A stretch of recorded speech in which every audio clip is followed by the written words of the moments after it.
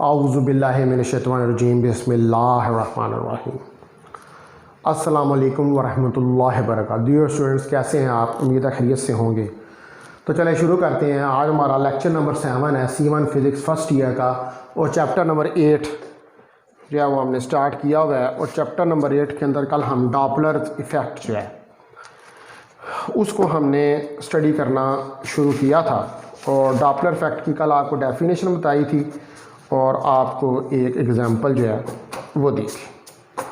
अब हम देखते हैं कि जब ऑब्ज़र्वर और सोर्स स्टेशनरी हो, हमने कल डॉपलर इफ़ेक्ट की डेफिनेशन के अंदर यही पढ़ा था कि जो फ्रिक्वेंसी या पिच ऑफ साउंड है, ठीक है, जो फ्रिक्वेंसी या पिच ऑफ साउंड है, उस फ्रिक्वेंसी या पिच ऑफ साउंड के अंदर चेंज आती है relative motion of observer and source और ऑब्जर्वर की रिलेटिव मोशन की वजह से। और उसमें हमने वो एक एग्जांपल भी स्टडी की थी ट्रेन वाली, कि एक शख्स जो है वो प्लेटफॉर्म पे खड़ा है, जब ट्रेन उसके पास आ रही होती है तो उसको ऊंची आवाज़ सुनाई देती है, और जब ट्रेन उससे परे चली जाती है तो उसको कम आवाज़ सुनाई देती है।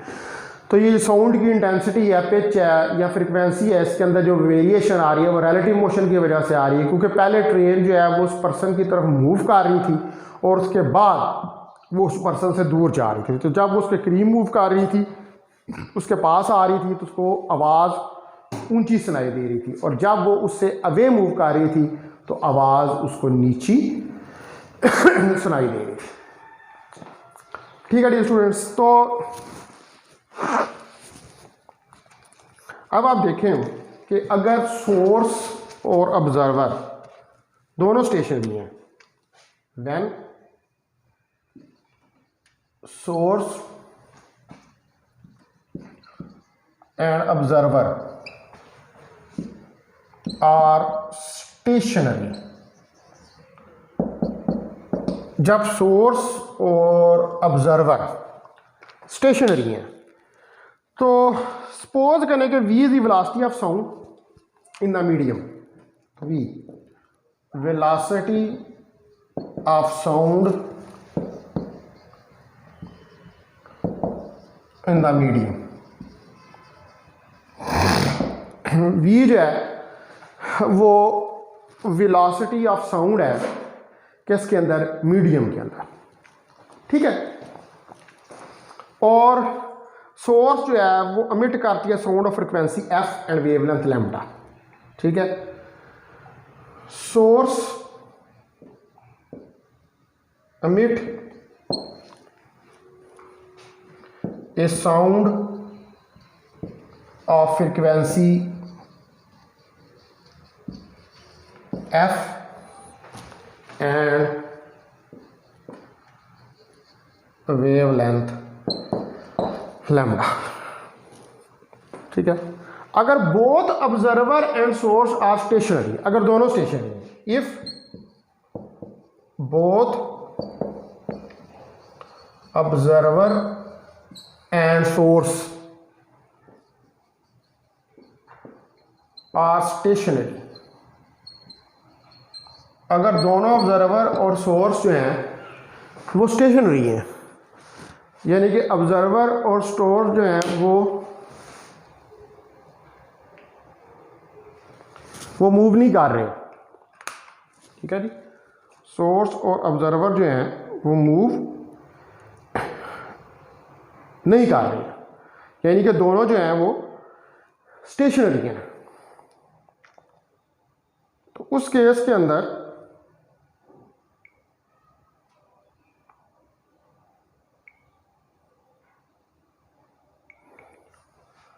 क्या हम डॉपलर इफेक्ट जो है उसको ऑब्जर्व कर पाएंगे या नहीं कर पाएंगे?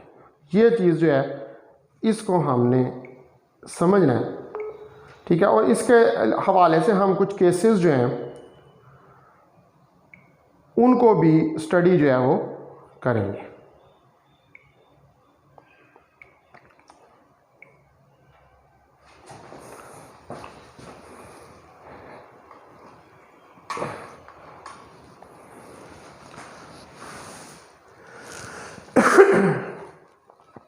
अच्छा, अब अगर सोर्स और ऑब्जर्वर दोनों हमारे पास स्टेशनरी है,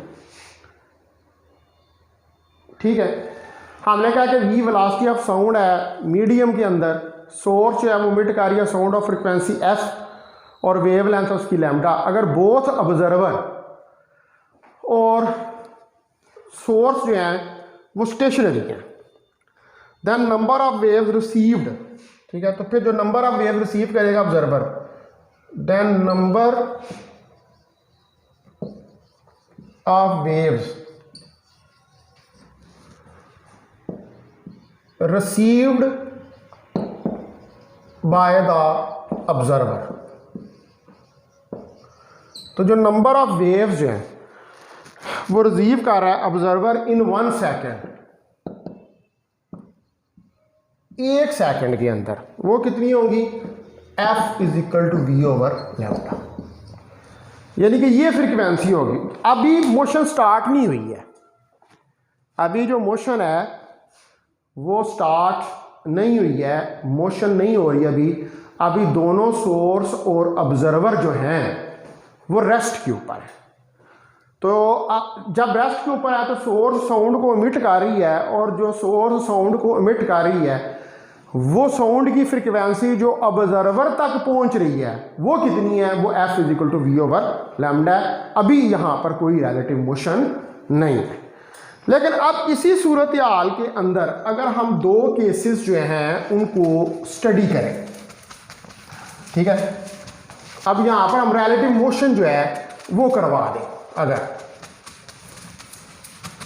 अगर आप रिलेटिव मोशन करवा दें, यानी कि केस नंबर 1 हम लेके when observer, case number 1 when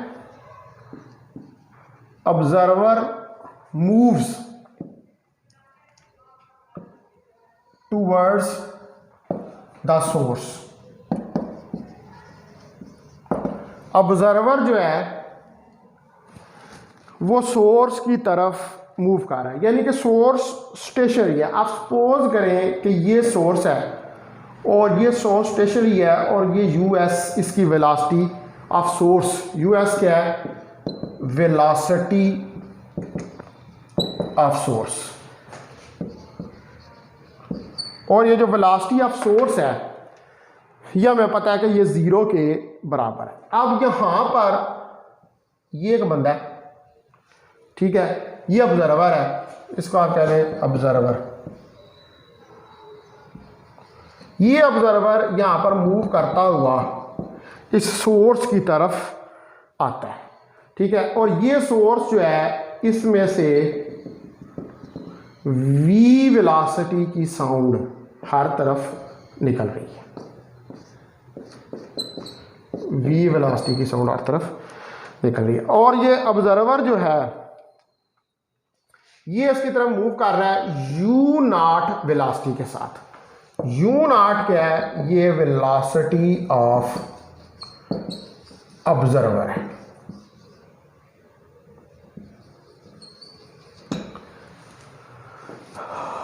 ठीक है जी। यानी कि इसका मतलब है कि अब ऑब्जर्वर जो है वो सोर्स की तरफ मूव करता हुआ जा रहा है, रिलेटिव मोशन है सोर्स और ऑब्जर्वर के दरमियान, और सोर्स जो है उसमें से वी वेलोसिटी की साउंड जो है वो निकल रही है। तो अब जो relative velocity of wave and observer, ठीक है, वेव और ऑब्जर्वर के दरमियान वो कितनी होगी,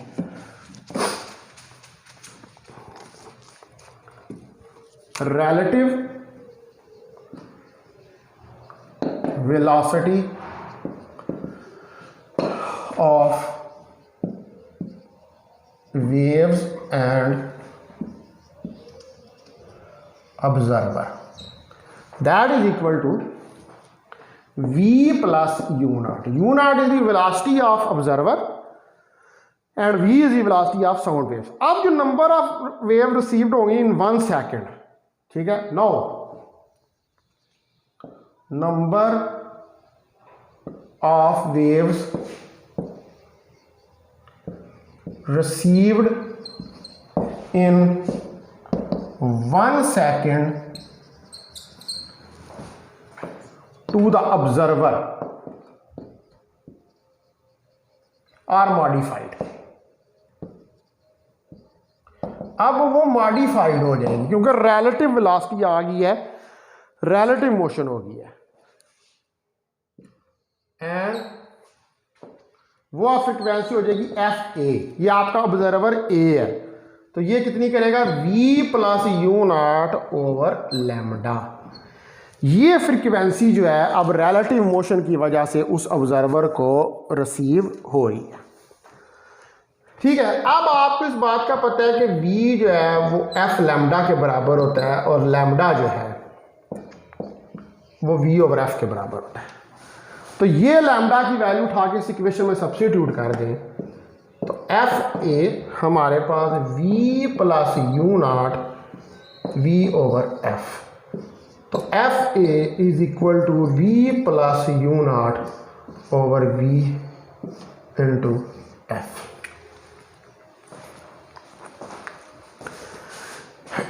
ये हमारे पास जो है ये फ्रिक्वेंसी आ जाएगी जो कि ऑब्जर्वर ए को रिसीव हो रही है साउंड की, जब ऑब्जर्वर ए जो है वो साउंड की तरफ मूव कर रहा है। तो इसका मतलब है ये क्लियरली यहाँ से नज़र आ रहा है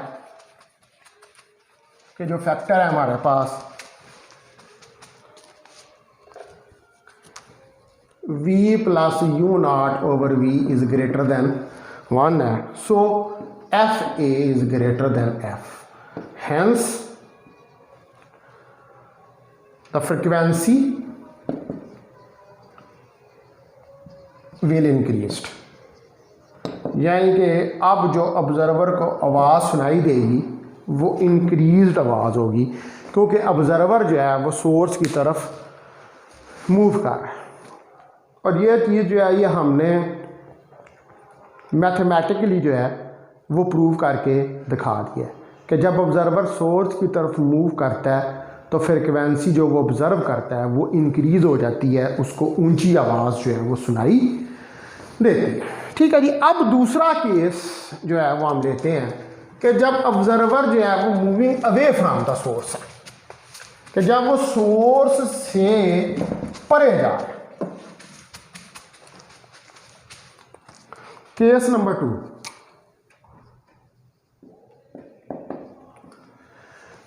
when the observer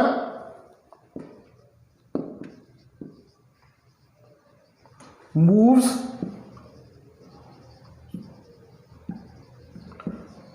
away from the source, कि जब ऑब्जर्वर सोर्स से अवे जा रहा है। अब आप सपोज करें कि हमारे पास ऑब्जर्वर बी है, पहले हमने ये कहा था बी कह लेते हैं। If the observer B moves away from the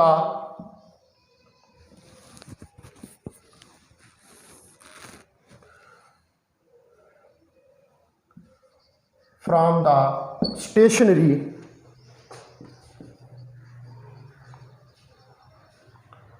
source, अगर अवे मूव करता है स्टेशनरी सोर्स से, परे जा रहा है स्टेशनरी सोर्स से, ठीक है, तो हमारे पास जो रिलेटिव वेलोसिटी होगी, the relative velocity of observer and source will decreased. अब परे जा रहा है तो वेलोसिटी जब डिक्रीज होगी और हो जाएगी v माइनस यू नॉट। देखे ना, अब ये स्टेशनरी सोर्स थी US0, ये साउंड निकल रही है v वेलोसिटी के साथ, ये ऑब्जर्वर है b, और ये ऑब्जर्वर b इस तरफ परे, इस तरफ नहीं जा रहा, ये इस तरफ नहीं ऑब्जर्वर जा रहा, अब ये परे u नॉट वेलोसिटी के साथ जा रहा है। तो अब इन दोनों के दरमियान जो रिलेटिव वेलोसिटी है वो v माइनस यू नॉट जो है वो हमारे पास आ गई। तो इसका मतलब है कि अब जो ऑब्जर्वर है बी, वो ऑब्जर्वर बी जब परे जा रहा है तो परे जाते हुए वो जितनी फ्रीक्वेंसी ऑब्जर्व करेगा या फील करेगा, ठीक है, वो फ्रीक्वेंसी कितनी होगी, वो एफ बी होगी। ठीक है जी, वो फ्रीक्वेंसी एफ बी होगी। एफ बी होगी v minus you not over lambda, और हमें पता है कि v is equal to f lambda और lambda is equal to we over F. ये वैल्यू इधर पुट कर दें तो f b v minus you not divided by lambda की जगह पर v ओवर एफ। तो एफ बी हमारे पास आ जाएगा v minus you not over v into F. अब यहाँ से क्लियरली ये नजर आ रहा है कि v minus you not over v less than 1 है, तो लिहाजा F B is less than F. ठीक है, तो ये शो कर रहा है कि frequency hence frequency will decreased. तो इसका मतलब है कि फ्रीक्वेंसी जो है वो डिक्रीज हो रही है, फ्रीक्वेंसी जो है वो कम हो रही है जब परे जा रहा है। जब ऑब्जर्वर स्टेशनरी सोर्स से परे जा रहा है तो फ्रीक्वेंसी कम हो रही है, और जब ऑब्जर्वर स्टेशनरी सोर्स की तरफ मूव कर रहा था तो फ्रीक्वेंसी बढ़ रही थी। तो व्हाट इज दिस, ये फ्रीक्वेंसी के अंदर चेंज क्यों आ रही है, ये फ्रीक्वेंसी के अंदर चेंज रिलेटिव मोशन की वजह से आ रही है ऑब्जर्वर और सोर्स के दरमियान। और हमने यहाँ पर ये कंसिडर किया हुआ है कि सोर्स स्टेशनरी है और ऑब्जर्वर मूव कर रहा है। अब अगले दो केस लेते हैं जिनके अंदर हम सोर्स को मूव करवाएंगे और ऑब्जर्वर को हम स्टेशनरी कर देंगे। ठीक है, अब देखते हैं केस नंबर 3।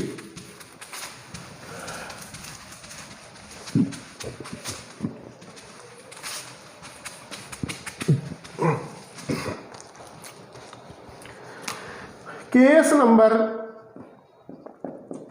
3 जो है वो आप देखें, when source move toward the stationary observer, when source moves towards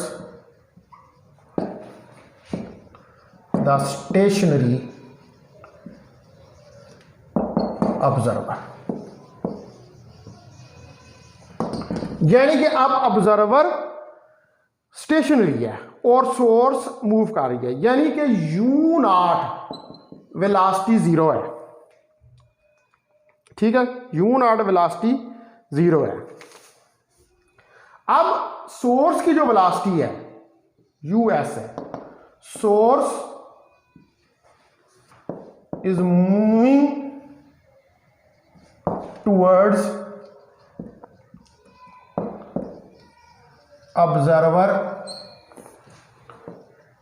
with velocity US, US velocity के साथ मूव कर गया ऑब्जर्वर की तरफ। ठीक है, मिसाल के तौर पर ये ऑब्जर्वर है यू नॉट 0, इसको हम कह रहे थे सी ऑब्जर्वर, और ये सोर्स है एस, ये अब इसकी तरफ यू एस वेलोसिटी के साथ मूव कर रही है, और सोर्स में से साउंड की वेलोसिटी भी निकल रही है, वो वी है, ये इसकी तरफ मूव कर रही है।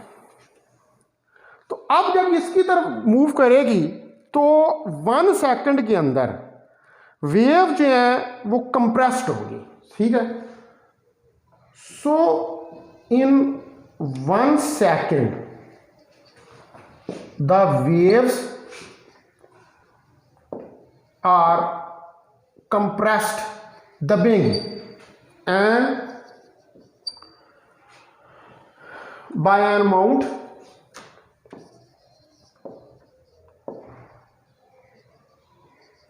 known as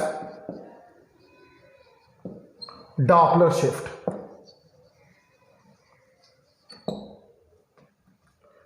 Doppler shift,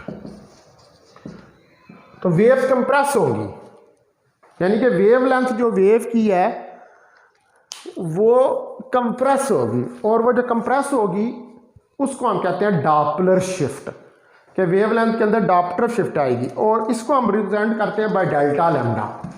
ठीक है, ये शिफ्ट जो होती है Doppler shift, it is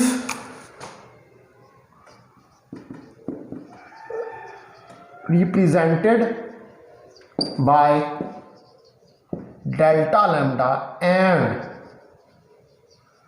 given as, इसको हम रिप्रेजेंट करते हैं डेल्टा लैम्डा से, और ये गिवन होती है आपको delta lambda US over F। ये डॉपलर शिफ्ट वेवलेंथ के अंदर जो, चूंकि वेवलेंथ जो है वो वेव जो है वो कंप्रेस हो रही है bye amount delta lambda,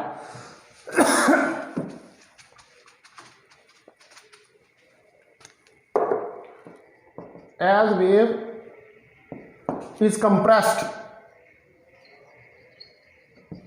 by an amount delta lambda, चूंकि वेव जो है वो कंप्रेस हो रही है अमाउंट डेल्टा लैम्डा से, लिहाजा लैम्डा सी जो वेव लेंथ ऑब्जर्व हो रही है ऑब्जर्वर सी को, जो कि स्टेशनरी है, वो लैम्डा क्योंकि कंप्रेस हो रही है इसलिए लैम्डा माइनस डेल्टा लैम्डा का। और हमें पता है कि लैम्डा जो है वो V ओवर F के बराबर होता है। तो लैम्डा सी हमारे पास, आप देखें डेल्टा लैम्डा की वैल्यू आ गई लैम्डा की भी, तो V over F minus US over F, और इसको हम लिख सकते हैं V minus US over F। ये हमारे पास लैम्डा सी ये वो वेवलेंथ है, वो कंप्रेस्ड वेवलेंथ है जो ऑब्जर्वर को महसूस हो रही है जब सोर्स ऑब्जर्वर की तरफ मूव कर रही है। तो हमारे पास जो मॉडिफाइड फ्रिक्वेंसी है, ठीक है, ये तो वेवलेंथ मॉडिफाई होगी। अब मॉडिफाइड जो फ्रिक्वेंसी है जो ऑब्जर्वर सी को फील हो रही है, मॉडिफाइड फ्रीक्वेंसी, वो मॉडिफाइड फ्रीक्वेंसी जो है वो हमारे पास एफ सी है, that is v over lambda c. और यहाँ पर लैम्डा सी की हमने वैल्यू निकाल ली हुई है, वो जो सब्स्टिट्यूट करें V over V minus U S divided by F. तो ये एफ सी हमारे पास आ जाएगा वी माइनस यू एस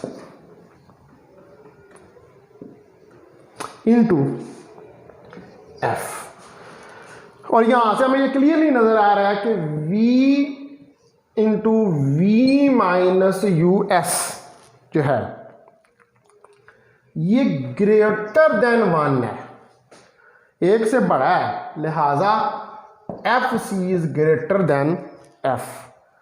तो इसका मतलब है कि the frequency will increase. So the frequency will increased। तो इसका मतलब है कि फ्रीक्वेंसी जो है वो इंक्रीज हो, यानी कि सोर्स जब ऑब्जर्वर की तरफ मूव कर रही है तो फ्रीक्वेंसी जो है वो इंक्रीज हो जाएगी, फ्रीक्वेंसी जो है वो बढ़ जाएगी।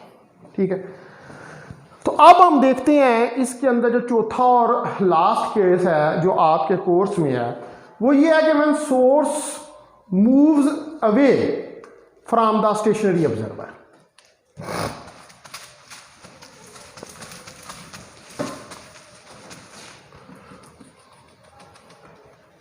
ठीक है जी, जब सोर्स मूव अवे करे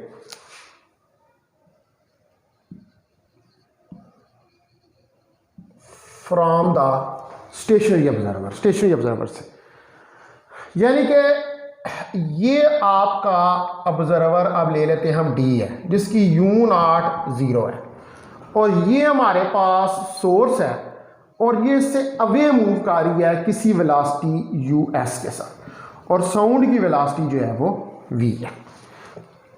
ठीक है, हमारे पास ये कैसा है। Now source S moves away from the observer,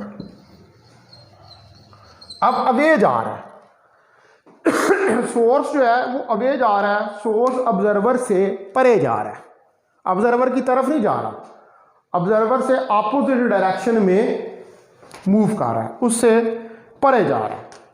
तो इसका मतलब है कि जो विद वेलोसिटी यूएस वेलोसिटी के साथ, सो in 1 second, so in 1 second the wave will elongated का मतलब लंबी हो जाएगी, बढ़ जाएगी, बाय अमाउंट डेल्टा लैम्डा। पहले जब उसके तरफ मूव कर रहा था तो कंप्रेस हो रही थी, अब चूंकि अब वे मूव कर रहा है इसलिए वेवलेंथ जो है वो लॉन्गेट हो जाएगी by an amount delta lambda. तो इसका मतलब है कि जो वेवलेंथ लैम्डा डी ऑब्जर्व हो रही है, ऑब्जर्वर कब होगी, लैम्डा प्लस डेल्टा लैम्डा। और हमें पता है कि डेल्टा लैम्डा हमारे पास यूएस ओवर एफ के बराबर है और लैम्डा हमारे पास वी ओवर एफ के बराबर है।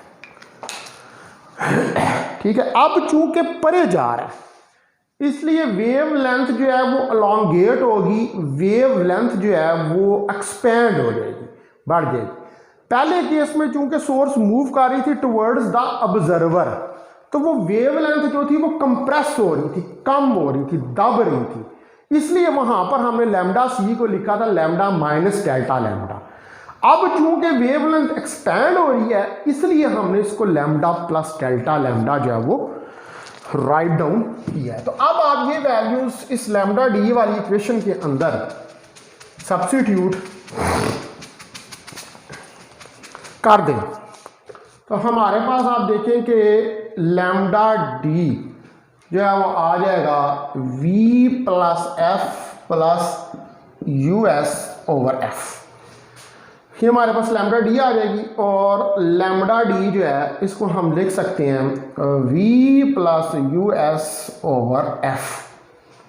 ठीक है जी, ये हमारे पास लैम्डा डी की वैल्यू जो है वो आ जाएगी। अब आपको पता है कि जो मॉडिफाइड फ्रिक्वेंसी है जो ऑब्जर्वर को फील हो रही है, मॉडिफाइड फ्रीक्वेंसी, वो जो मॉडिफाइड फ्रीक्वेंसी जो ऑब्जर्वर को फील हो रही है वो कितनी है हमारे पास, वो है हमारे पास f d v over lambda D.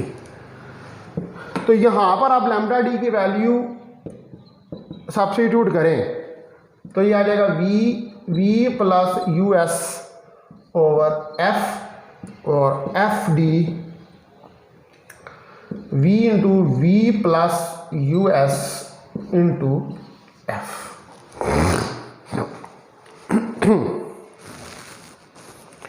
ये रिलेशन जो है ये हमारे पास आ जाएगा। अब इस रिलेशन से हमें क्लियरली इस बात का पता चल रहा है कि v over v plus you है, डिनोमिनेटर के अंदर v प्लस यू एस आ रहा है, तो इसका मतलब है कि ये फैक्टर 1 से कम हो रहा है।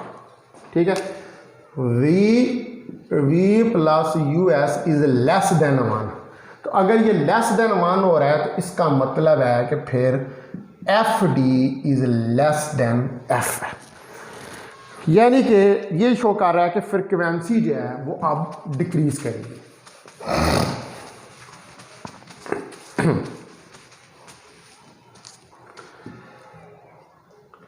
It shows that frequency